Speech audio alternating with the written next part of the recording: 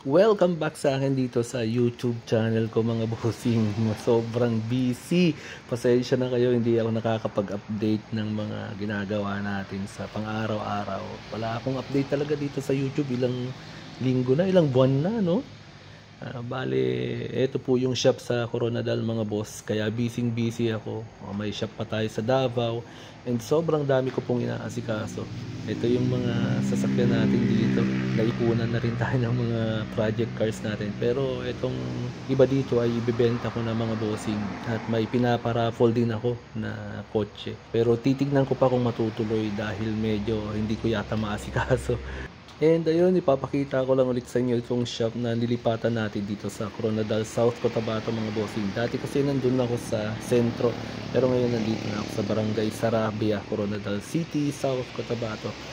Around 6 to 8 kilometers yata away from sentro ng Coronadal City. And pinag-iipunan pa yung pabubong dito mga bossing, sobrang laki din kasi. Pero kayang-kaya natin yan na pag-ipunan. Pagtatrabahuhan lang natin yan. Konting sipag pa. So malaki po itong lugar.